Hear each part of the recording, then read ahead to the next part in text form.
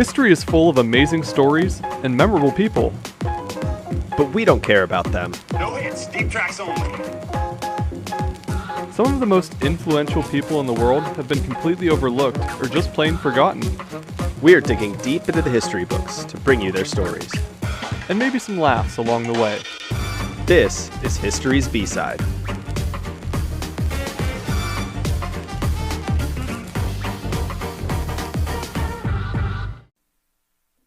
Today's B-Sider is the pioneer of investigative journalism.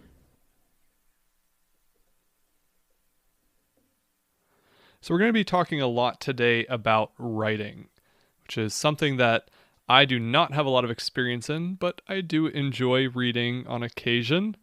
So we're going to be talking a lot about writing, both fiction and nonfiction, because today's topic was a journalist more than anything.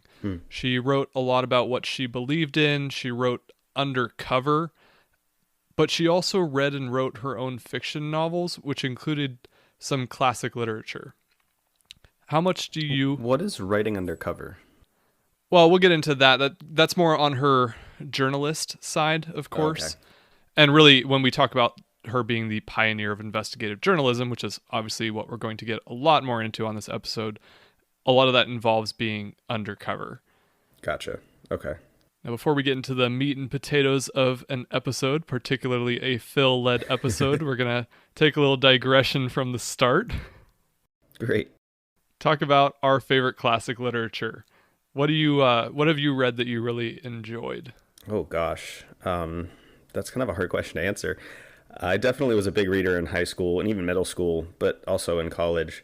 I've definitely read a lot of the George Orwell and Ray Bradbury dystopian novels and enjoyed those pretty thoroughly. But I'm pretty basic in my answer to my favorite, which is probably The Great Gatsby. I just love that book. I didn't even think of that when I was making my list here. Yeah, I mean, it's one of those books that I think went over my head when I was younger, and I just liked it for its aesthetics, which is why I think a lot of people like it. But as I've grown older and gone through certain things, the book starts to make more sense to me, and I start to see some of the parallels. I also really enjoyed The Outsiders. I don't think I even know what that is. You would have read it when you were much younger. It's familiar, but I've never read it, and I can't even think what it is. Yeah, it was like an early middle school book for us, but it's basically about a group of greasers in the 50s and their exploits. Okay. Oh, I feel like you've mentioned them on a podcast before. I might have. I mean, it was one of those early books. I feel like you mentioned them on one of our episodes, but I don't know which one. It's possible. Yeah, so you're looking at my list here. I always enjoyed pretty much anything Mark Twain. I remember one time, anyone familiar with the library at Youngstown State knows that it's basically just a giant maze with like floors and half floors, and anytime you want to kill some time between classes, you can just pick a random, I don't know, book code number and try to go find it because it'll take you an hour. Yeah. But the one time that I actually checked a book out of the library there was just the collected works of Mark Twain's short stories. And I just read a lot of them when I had breaks at school because I just enjoyed Mark Twain's writing. And when preparing for this episode, just thinking about some different classic literature and stuff, I thought a lot about the books that we were, I don't want to say forced, but asked to read, encouraged to read for our high school English classes and things like that. And of course you have like the Fahrenheit 451 by Ray Bradbury and the 1984s by George Orwell, but I really liked some of their, I mean, I enjoy those authors, but I really liked some of their less popular books. Sure. Like we also read Animal Farm by George Orwell, which is obviously a very popular and considered classic literature. Maybe not to the scale of 1984, but that was a good book, I thought, to kind of showcase the tendencies of human nature without using humans as the subjects. And it makes it a little bit easier to, I guess, see how humans develop over time, I guess. And then for the alternate Ray Bradbury, I really enjoyed The Martian Chronicles. I don't know if you've ever read that, but it was like a collection of short stories about new civilizations that form on Mars and what that would be like. There's a whole bunch of like different stories within the main book, but I just thought that was really interesting, kind of different take on I guess, viewing human civilization. Yeah, for sure. I mean, I think that's one of the reasons why those books are so popular to read is that they do have an interesting take, but they all kind of loop back into, you know, our own societal criticism. Yeah. And I think it connects with a lot of people on that level. Did you have any books that you really didn't like reading? Like despised? I don't know if I would have said I despise them, and I want to be clear, Dr. Barnhouse at YSU was one of my favorite professors of all time. She is one of the sweetest human beings, the most interesting people. But I hated medieval literature. And I it was just so dense and usually in a different style of English that was difficult to read. Lots of names.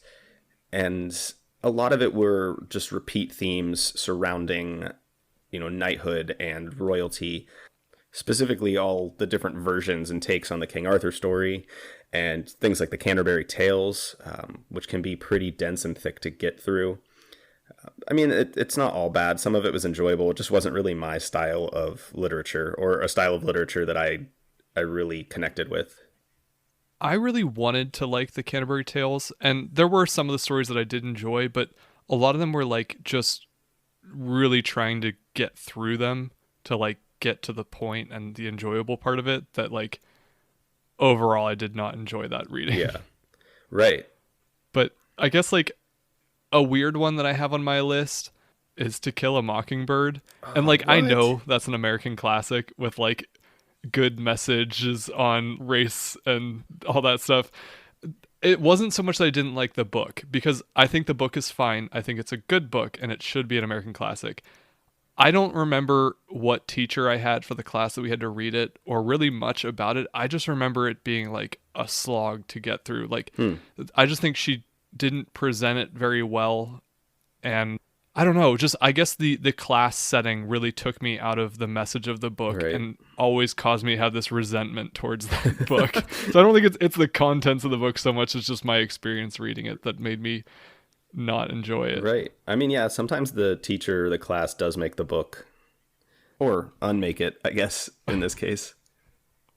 And then I will say the ultimate worst classic novel that I've ever read and should not ever be read by anyone because it's just terrible and awful, and do not ever subject yourself to reading it, is the book Ethan Frome by Edith Wharton. I've never heard of that. This is one of those, it was assigned to us as summer reading some year in high school. Never would have picked this book up otherwise, and have not picked it up since for good reason. This has nothing to do with our topic, but I need to tell you why this book is so awful. It's essentially this guy he's the narrator. He's a man in this town who knows that there's this really miserable guy who lives in the town, this old man. So he goes and like meets him and interviews him, I guess. And the whole book is taken in flashback because it's this guy I think she's sick, his wife is sick, and she has her cousin who's like taking care of her. And the gist of this whole thing is like the cousin is living with them, taking care of his sick wife. The man falls in love with his wife's cousin and they want to run away together. The wife catches on. She makes her cousin move out. So the husband and the cousin decide that because they know they can never be together, they're for some reason going sledding and decide to kill themselves by running their sled into a tree, good. hoping that they would at least die together since they couldn't be together. Jesus.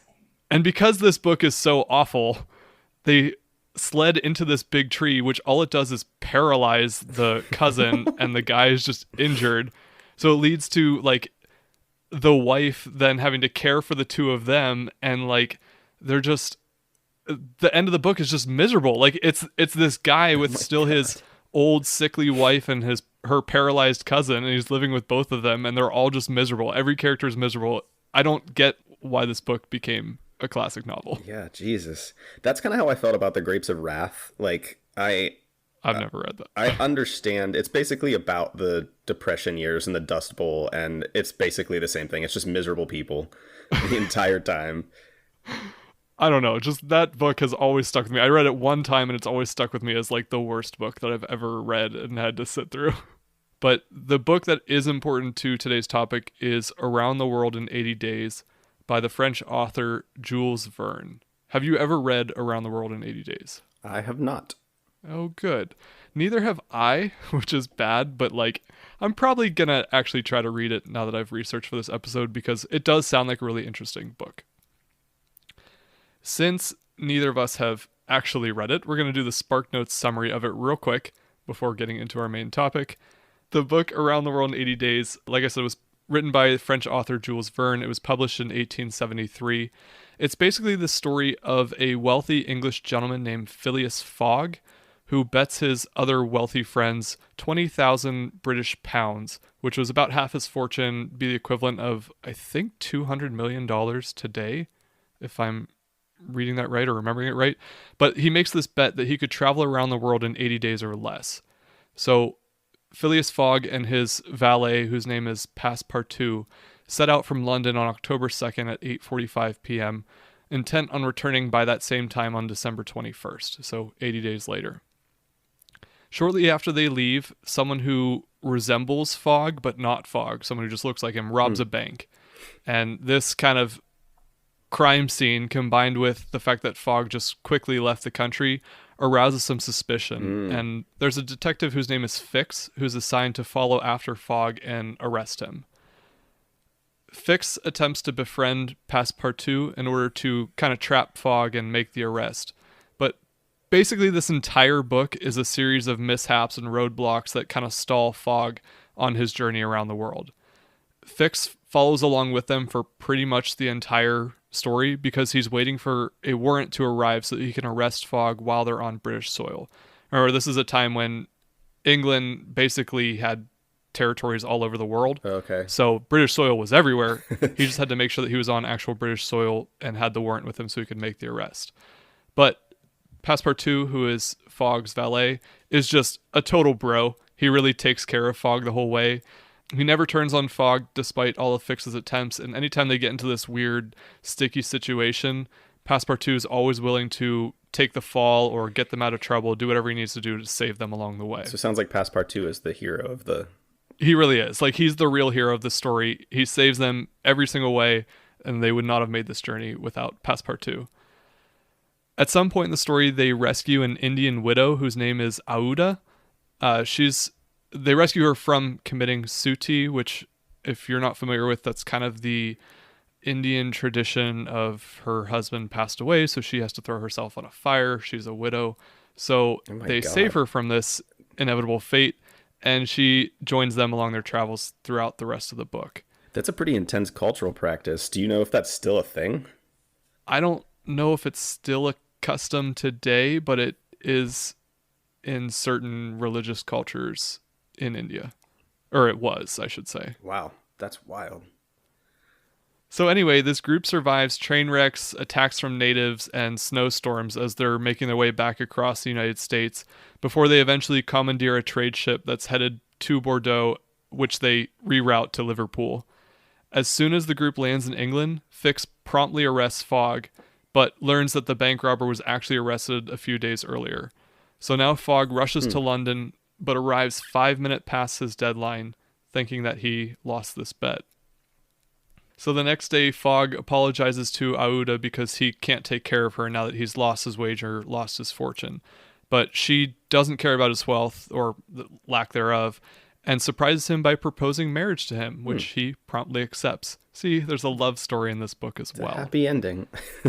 Meanwhile, Passepartout, ever the hero, discovers that because of their travel across time zones, the group actually arrived a day earlier than what they originally thought. So Fogg hurries to meet his friends and wins his bet with only moments to spare. So Passepartout saves the entire day. Sorry to ruin the plot of Around the World in 80 Days for you, but... Well, now I don't need to read it. Exactly. I mean, I might still decide to read it because it sounds interesting. It does sound like an interesting book, though. Yeah, I feel like Passepartout is almost like a Samwise Gamgee character that just saves the day and always has Fogg or Frodo's back. Well, obviously this is a work of fiction. At the time, a global circumnavigation of only 80 days was unprecedented. So that's kind of why this book was so popular at the time. It was just this story of a journey that was never accomplished before and had really interesting twists and turns. Mm-hmm. But it also played a big role in the motivations of today's B-sider, who we're going to finally get into talking a little bit. What are we now, like 17, 18 minutes into the episode? Yeah, that's okay. So today's B-sider is a woman named Elizabeth Jane Cochrane. She was born on May 5th, 1864, in Cochrane's Mills, Pennsylvania. The town was actually named after her father, Michael Cochrane, who owned a local mill and all the surrounding land.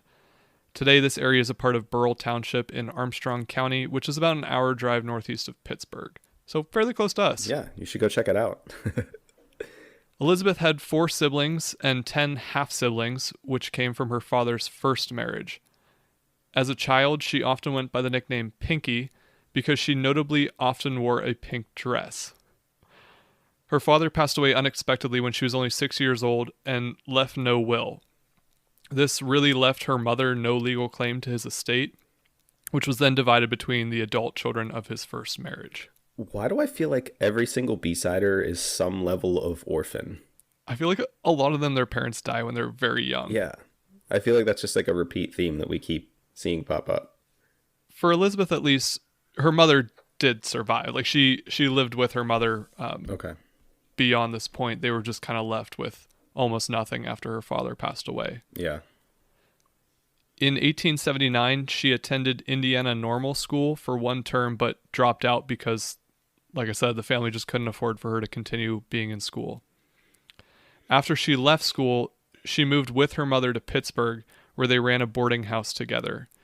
And as she got older, in an attempt to portray herself as more sophisticated, she stopped using the Pinky nickname, and she actually changed her last name from Cochrane to Cochrane, with an E at the end. Big change. Sounds the same. Do you know why she changed it? I don't really know. I mean, that wasn't in anything that I read. I have to assume that she had aspirations to be a writer.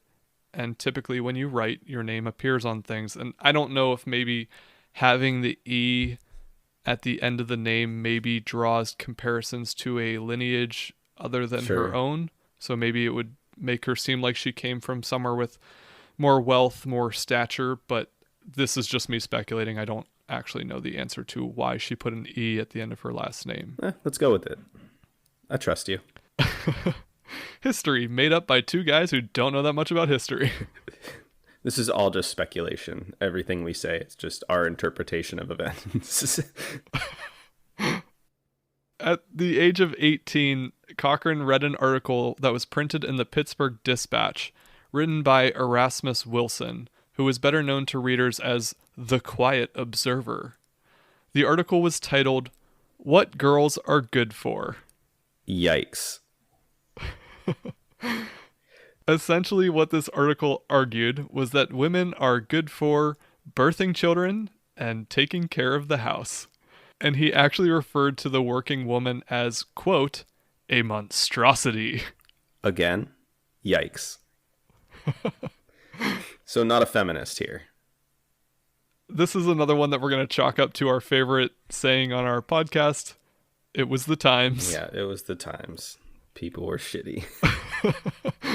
It's just kind of how women were viewed at the time, not that we agree with it. So obviously this article didn't sit very well with Elizabeth Cochrane, and she wrote a short but fiery rebuttal pointing out the paper's often negative representation of women, and she signed her letter from Lonely Orphan Girl. This response caught the attention of managing editor George Madden, who was impressed by her passion. He actually published her rebuttal and asked the anonymous author to identify herself. Upon their meeting, he hired her as a journalist, where she made $5 per week and continued to publish under the name Lonely Orphan Girl. This is amazing. Do you know if there's any backlash from her new coworker, Erasmus? Yeah, I don't know. I mean, it wasn't written anywhere that there was. It wouldn't surprise me. I mean, I have to think that he's like, why are we hiring this little girl who doesn't know anything? I'm an experienced journalist. Right. I mean, yeah, look at her. She's working. She must be a monstrosity.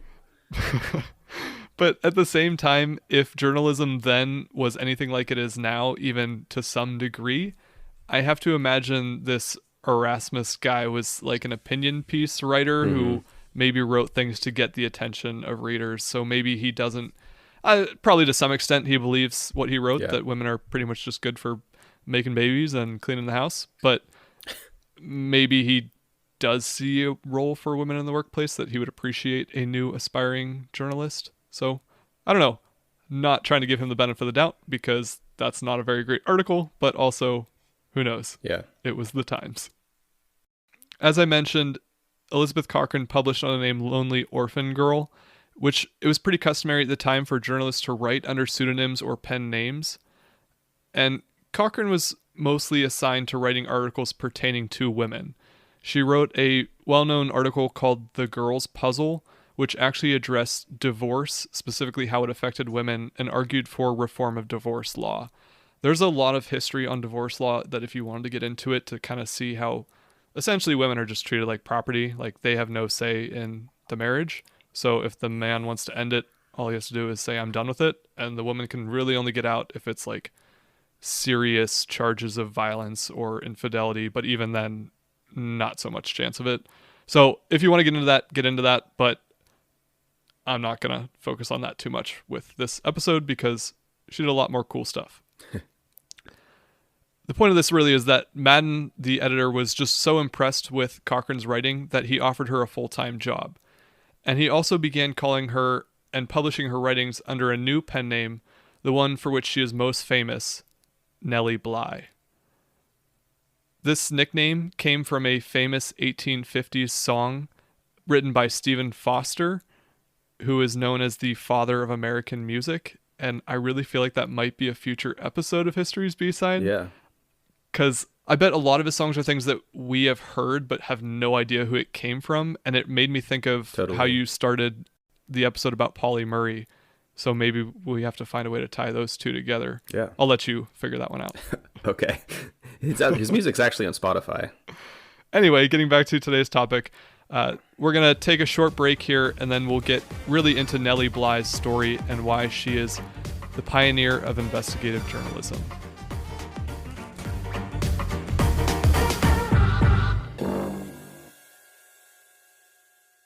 Matt, you like coffee, right? I love coffee. Would you ever want to buy me a coffee? Anytime, Phil. Just say the word. You know, our dedicated listeners could also buy me a coffee. Could they buy me a coffee as well? They could buy you a coffee. This sounds fantastic. We set up this service called Buy Me a Coffee at buymeacoffee.com/historiesbside. And people can buy us a coffee?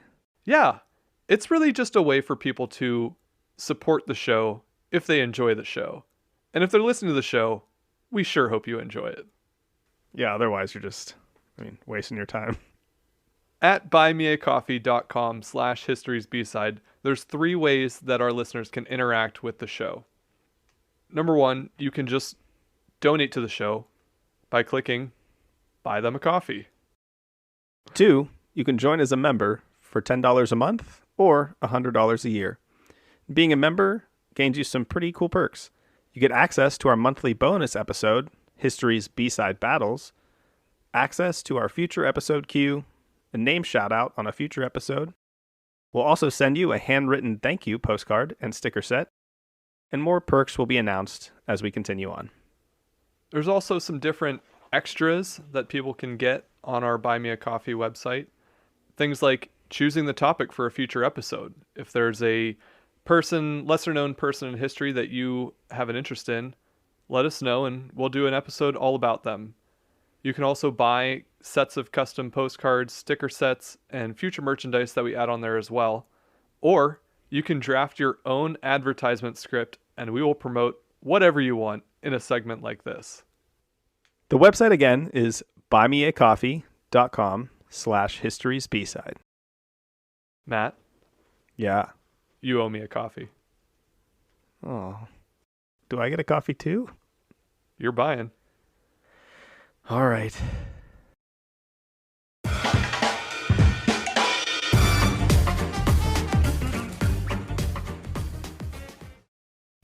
All right, so we've talked a little bit about Elizabeth Cochrane, who is better known to the world as Nellie Bly. And we already know that she's starting this early career as a journalist. She worked for the Pittsburgh Dispatch at the time, which is a fairly well-known paper for the area, but it's kind of small potatoes still for the United States as far as notoriety and publications. But her career is going to take kind of a springboard here as she gets into some of her earlier works. When she started, a lot of her articles were focused on working women, sexist ideologies, and other women's rights issues, but she also began the practice of what's known as investigative journalism.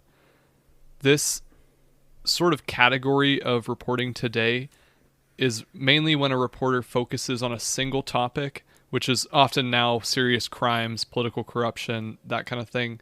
And the journalist will research and prepare reports for months, years at a time until they come out with their full report on it and kind of have this expose style of publication. It was still a fairly uncommon style for reporters at the time, which is kind of a contrast to today, where we see that major media outlets have dedicated reporters for the White House or for specific industries or even countries. That wasn't as common back in Nellie Bly's time. And because reporters themselves weren't necessarily well known back then, their practice at times involved them going undercover. You would never see that today. Like, journalists are celebrities of sorts. Everything today is about getting your name out there. Everyone's got a Twitter feed, and everything that they're trying to publish their stories, be the first to get things reported. But in this time, we didn't have that kind of idea of media, so these journalists could actually go undercover to get their findings and then create these stories. And especially because Nellie Bly was a woman reporting under a pen name, she was primed for going undercover to report on important issues without being recognized. She was one of the first journalists to really pioneer this style of writing. That would be both men and women, but it was obviously more notable just because of her gender. The first such example of her really going undercover, she took a job working in a sweatshop in order to report and expose the poor working conditions and the sexist treatment of the female employees. Now, when her report came out, it obviously angered the factory owners, who wrote complaints to the Pittsburgh Dispatch. And the paper responded by reassigning Bly to report on topics that were more gender appropriate, such as fashion and gardening. I can literally feel a collective female eye roll at this sort of sentiment. Like, yeah, go research dresses or flowers or stuff women like, right? I just love that she's clearly doing a good job of reporting on this. Right. And it's not like, good article, you did a lot of research on that and came up with some real findings. It was, you know what, maybe you should just stick to the fashion section. Yeah, good lord. A year after this article came out, Nellie Bly was now 21 years old, and she got reassigned to a new job that was a little more high profile. She traveled to Mexico and served as a foreign correspondent, where she reported on the daily lives and customs of Mexican people. She was also highly critical of the Mexican government and then President Porfirio Diaz for political corruption, poor treatment of the lower class, and the imprisonment of a local journalist. So this really angered Mexican authorities, who sought to arrest Bly, and she fled the country. Her collected reports on her time in Mexico were published in book form in 1888 under the title 6 Months in Mexico. And upon her return, the Dispatch again assigned her to more gender-appropriate reporting. So she left. She moved to New York City to find work and hopefully cover more serious issues. Yeah. She's like, no, I want to cause trouble. Let me cause trouble. Once in New York, Bly spent 4 months trying to find work, but most editors refused to hire a woman. Eventually, she accepted an undercover assignment for the New York World, which was a daily newspaper published by Joseph Pulitzer. Fairly big name in writing. The assignment was to feign insanity so that she would be committed to the infamous Women's Lunatic Asylum on Blackwell's Island. To do this, she moved into a temporary women's boarding home, deprived herself of sleep, and accused all the other women there of being insane. Oh my God. She scared so many of the other women that she was arrested and examined by a judge and a doctor who committed her to Blackwell's Island. I would never want to be committed to one of these, but honestly, the idea of just acting insane for your job sounds kind of cathartic and fun. For real, though, how often would you get a chance to act like a crazy person with, I mean, I guess she had to go to this hospital, but with relatively calm consequences? You can't really get in trouble because you're just doing your job. Right. Exactly. I was just doing it for the story, man. She lived at the asylum for about 10 days, where she experienced the conditions and the treatment of the inmates there before she was released at the request of the world. Her expose on the asylum led to a grand jury investigation and reforms at the facility, and her 6-part report was also published in book form entitled 10 Days in a Madhouse. This assignment really launched Bly into a series of reporting referred to as stunt girl journalism. This undercover style reporting was a precursor to investigative journalism that we know today.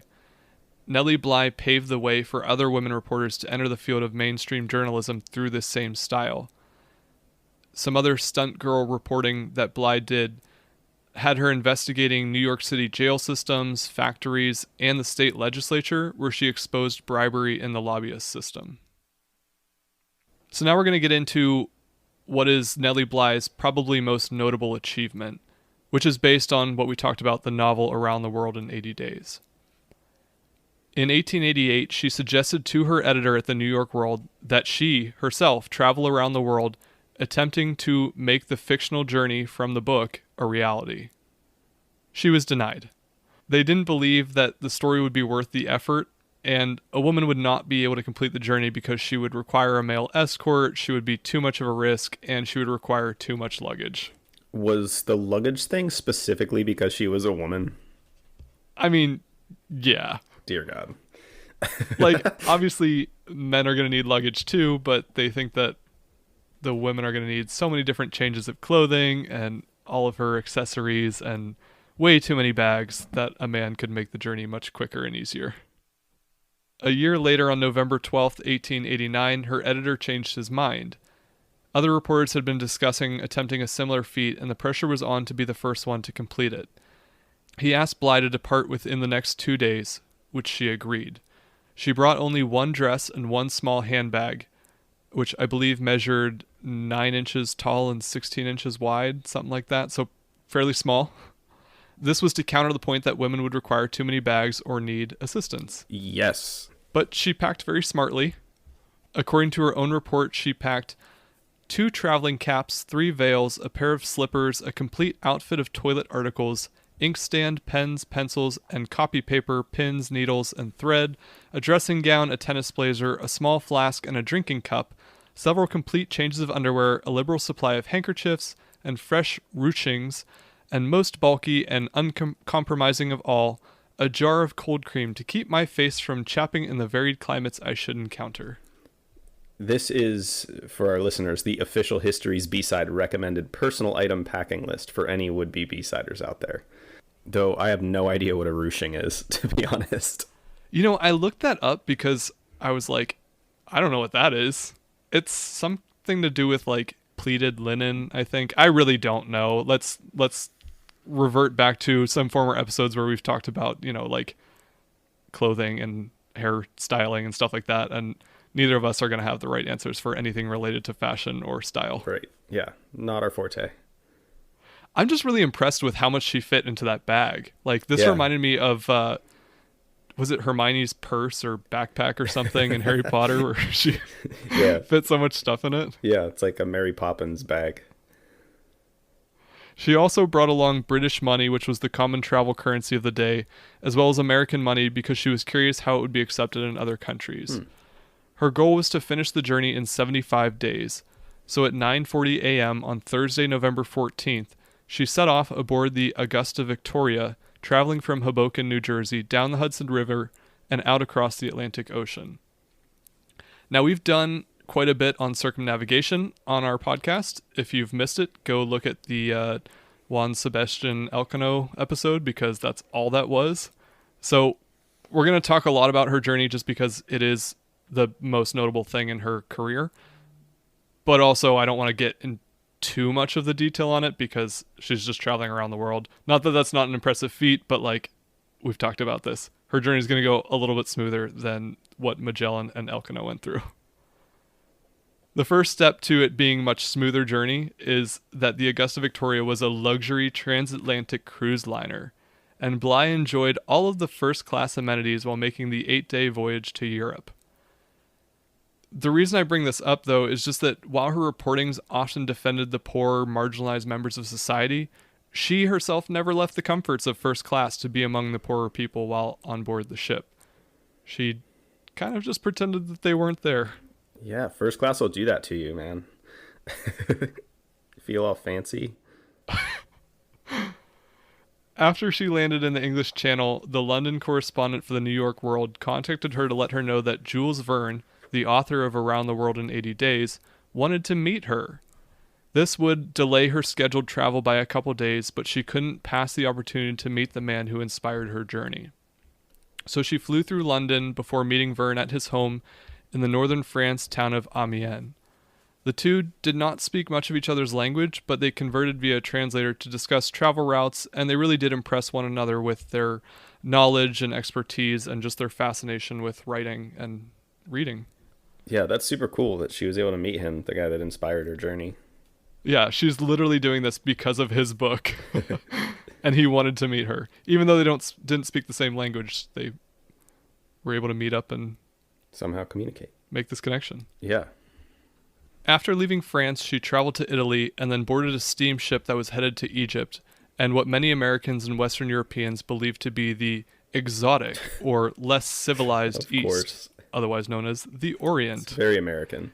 In reality, though, the colonial possessions of the UK spanned across most of the world, which enabled Bly's speed of travel, and globalization from the spread of English colonialism caused these areas to not be much different than the Western world that Bly was leaving.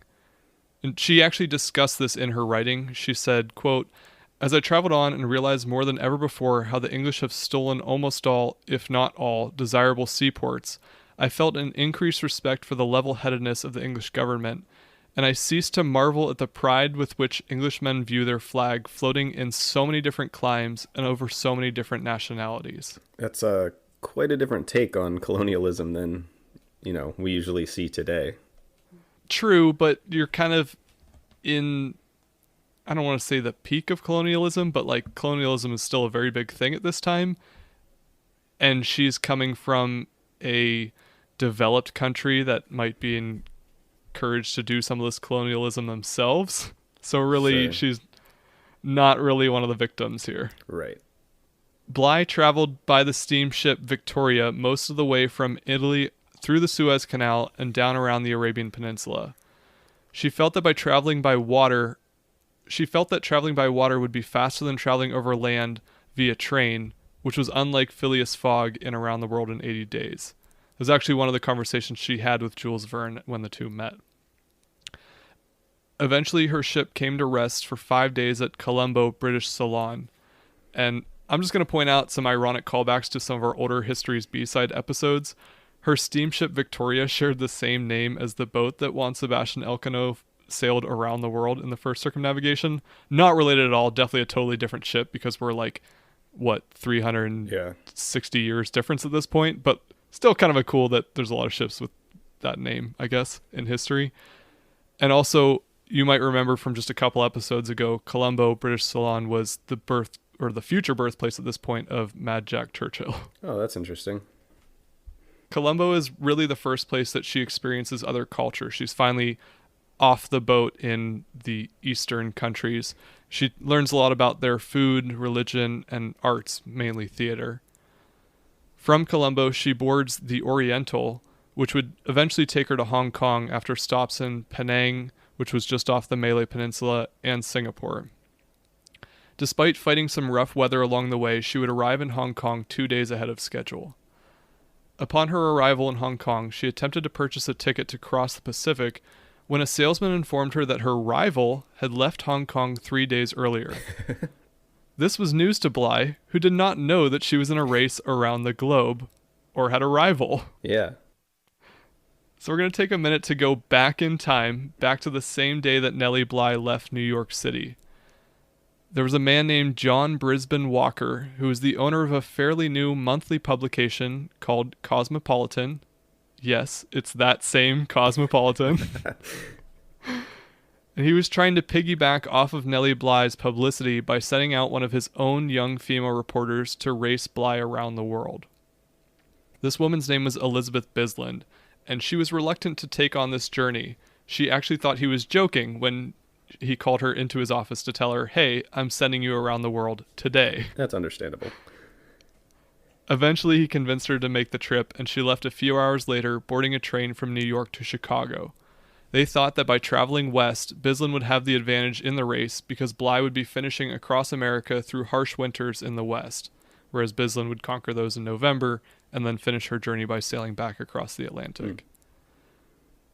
Throughout their simultaneous journeys, the public focus remained on Bly.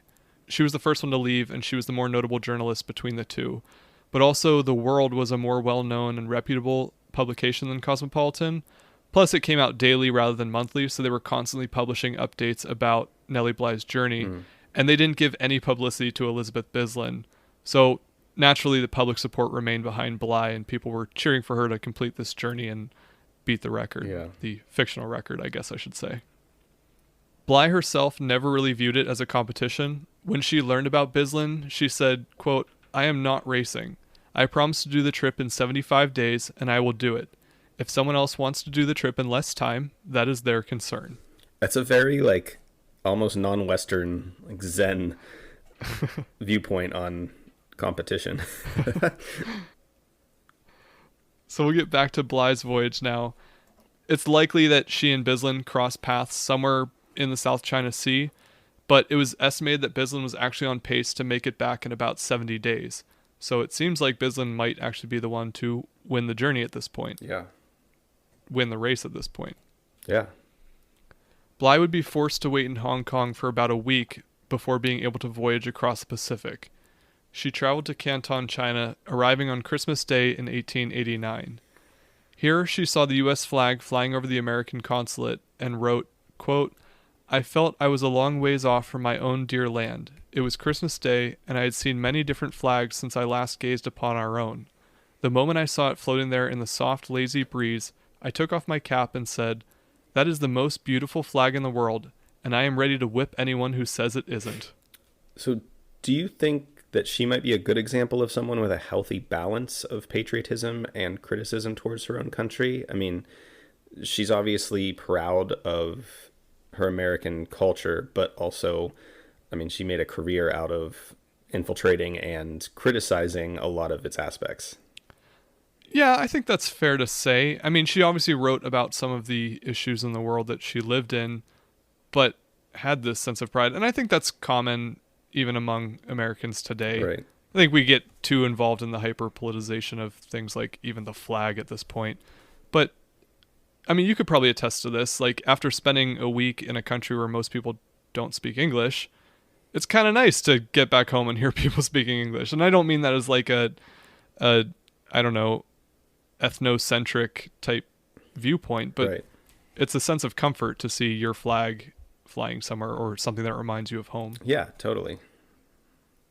By New Year's Eve, Bly was on board the RMS Oceanic heading to Yokohama, Japan, where she would have to spend another week before being able to cross the Pacific.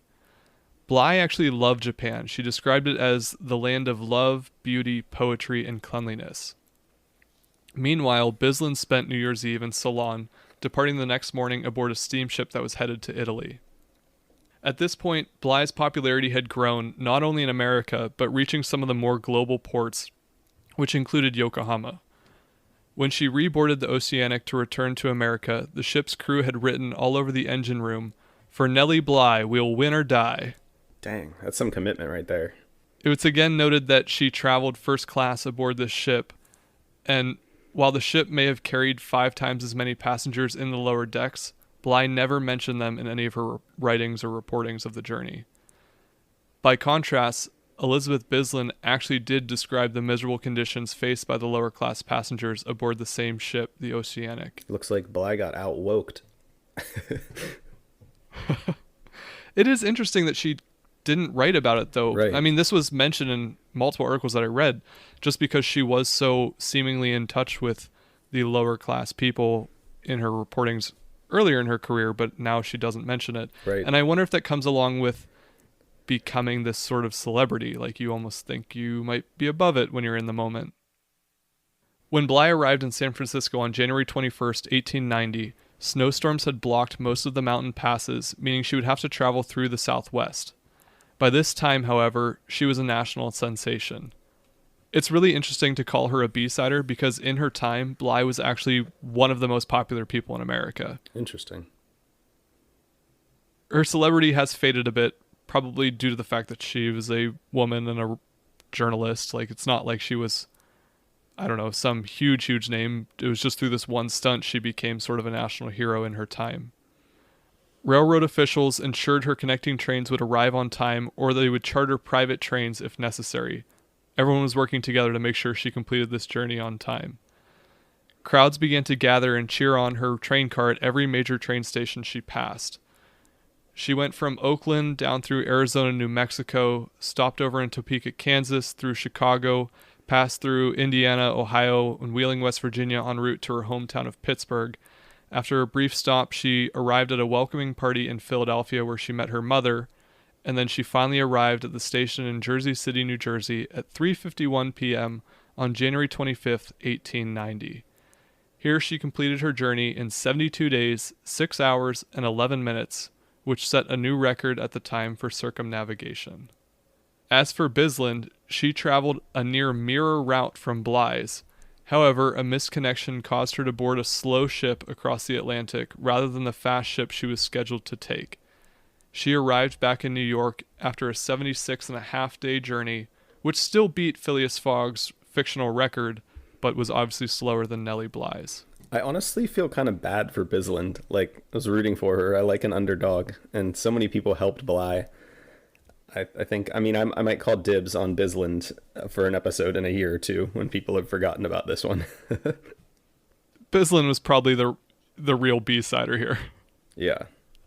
Probably would be a cool story to go back and read more about her specifically. Like, as I was reading this, I had Nellie Bly on my list for a while, and I didn't realize that there was another girl that was racing against her that really would have been a better B-sider probably than Nellie Bly herself. Right.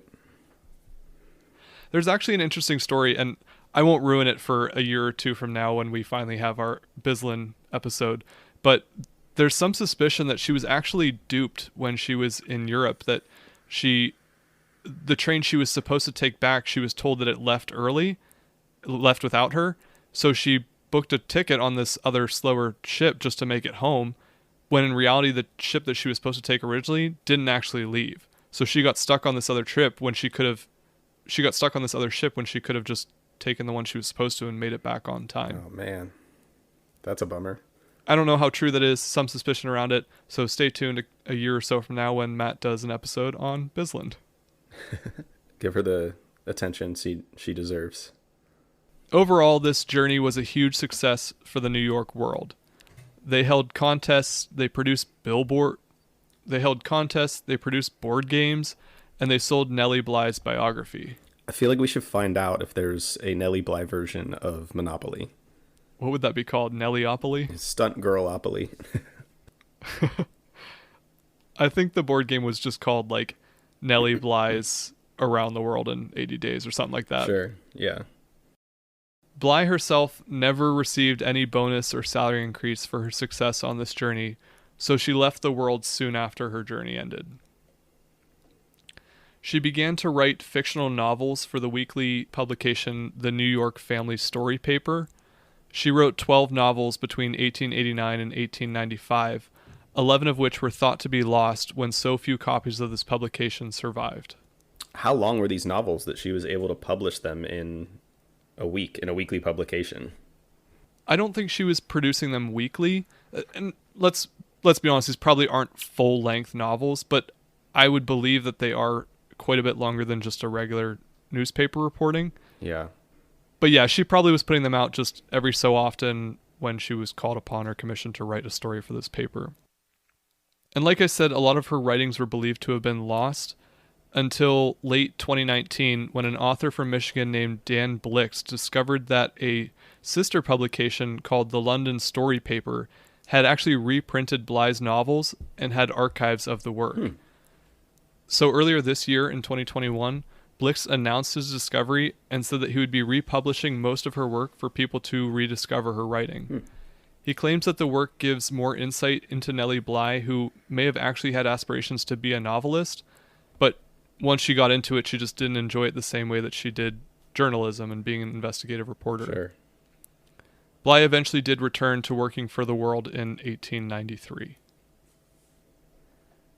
In 1895, she married Robert Seaman, who was a millionaire and owned the Ironclad Manufacturing Company, and he was also 42 years older than Bly. Whew. This company made steel containers such as milk cans and boilers. Bly herself actually patented 2 inventions for this company, a new milk can design and a stacking garbage can. When her husband passed away in 1904, she actually began to run the company and implemented some employee perks like gyms, libraries, and healthcare. Sort of the social reforms that she wrote about that other companies weren't offering to their employees. Mm-hmm. Unfortunately, she wasn't very good with the financial side of this. That, combined with some employee embezzlement, caused the company to eventually go bankrupt. But she would return to reporting and even covered topics like women's suffrage movement and World War I. Bly passed away from pneumonia on January 27, 1922, and she was inducted into the National Women's Hall of Fame in 1998. Today, the New York Press Club gives out an annual award named in her honor to the best journalistic effort by an individual with 3 years or less of professional experience. That's a cool way to honor her memory and story. I mean, she's such an interesting person. I feel like she definitely deserves the remembrance. She is like a really cool person, and as I was reading this, I did kind of feel that maybe she was too well known for history's B-side. But also, there's probably a lot of people listening who know the name Nellie Bly, but don't actually know what all she did. Yeah, I mean, I recognized her name, but I couldn't have told you even that she was a journalist. I mean, even if you know her for her journey around the world, I mean, when I added her to my list, it said Nellie Bly, around the world in 80 days, and that's all I had about her until I started researching. But even the things like her going undercover at the insane asylum, like, that's so cool, like, to have any reporter doing that, but especially a woman reporter, to kind of take on this role that would have been dangerous for someone like her. Yeah. And made a career of doing that kind of undercover investigative work. Yeah. So are you feeling good? Are you ready for your quiz? I think I read everything there is to know about Nellie Bly, so bring it on. All right, we'll be right back.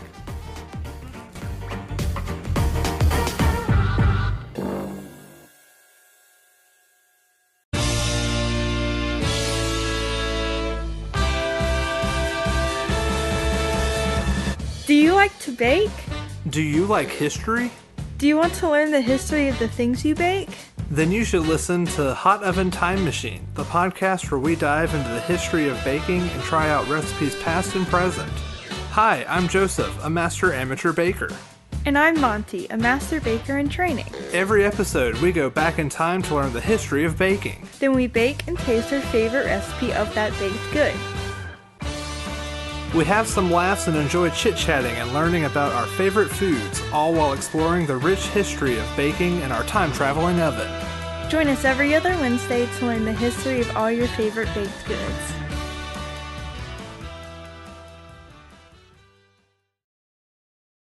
When we decided to make a podcast, the first thing we did was download Anchor. Because we have no money, and Anchor is free. You can also record and edit your podcast right from your phone or a computer. Then, it only takes one click to share your podcast to Spotify, Apple Podcasts, and more. And because we have no money, Anchor helps pair us with advertisers and lets our listeners support the History's B-Side podcast directly on our page. If you've got an idea for your own podcast, download the free Anchor app or go to anchor.fm to get started.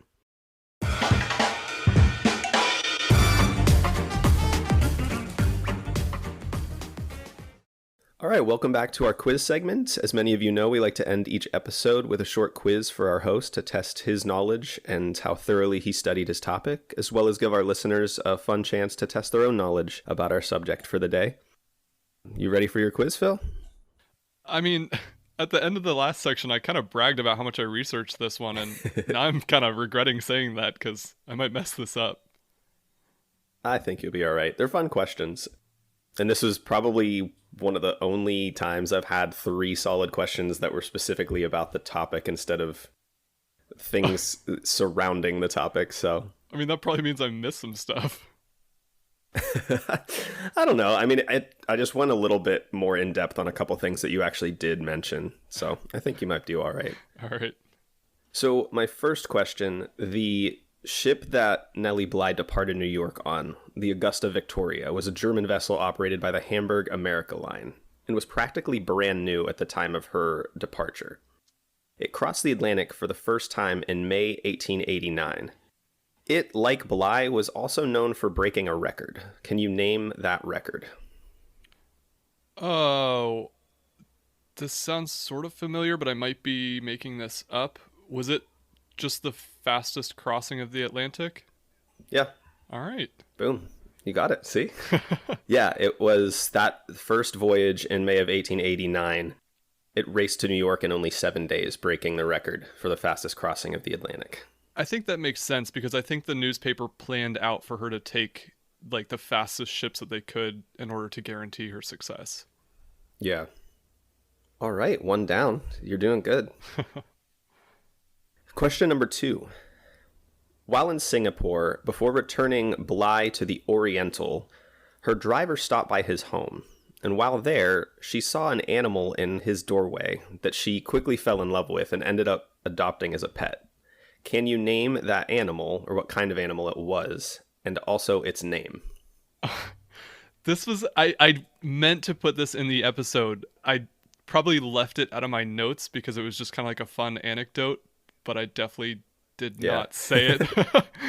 But she found a monkey. She had a pet monkey that she carried with her through the end of her journey, I believe, because at some point while crossing the Pacific, they got some stormy waters or something like that, and the ship wanted to throw the monkey overboard because they thought it was bad luck.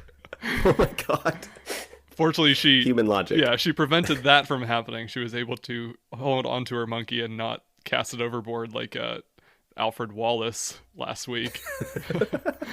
But I don't remember the monkey's name, so I guess I won't get that part of this question.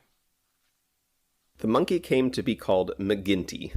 Ooh, okay, that's familiar. I wouldn't have got that, but it's familiar. I think it's a good name for a monkey. McGinty. Yeah, perfect. McGinty the monkey. That's another like future child of Matt's name. We've talked about a couple of those. I don't remember what else we said, but I'm going to have a whole list. I'm going to have a whole list and it'll be great. All right, for your third and final question. During her voyage, the world was experiencing something very similar to what we're going through now, a global pandemic. While she and her trip did not get interrupted by this global pandemic, it still was a big event in the world that had a lot of media coverage and a lot of people scared. Can you name the disease that caused this pandemic? Oh, so the pandemic actually held up Bisland, because by the time that Bly got past Europe, it wasn't really there yet, but Bisland went the opposite way, so she got to Europe later, and that was kind of held up or made her change parts of her journey, I believe. I don't remember exactly what it was. Was it cholera? It was not. Okay. It was a simple influenza that was known as the Russian or Asiatic flu. Oh, okay. Yeah, I might just be confusing my years here on pandemics. Yeah, it was identified in May 1889, the same month as the Victoria's record-breaking maiden voyage in the remote Central Asian city of Bukhara in modern-day Uzbekistan. See, these are all things that I read, but didn't pay enough attention to include them in, apparently. Yeah, like I said, it was all stuff that you had kind of almost touched on, but... Yeah. These are good quiz questions. Yeah, I was excited to find these. You're lucky I didn't accidentally say one during the episode and steal one of your questions. Yeah, right? It could have all happened. The time. Yeah. I think I might just start researching 6 to 10 of them so I have backups. And then I'll be more prepared for the episode as well. We'll perfect this eventually. We're only 26 episodes in. Yeah, we'll get there. Hang with us, guys.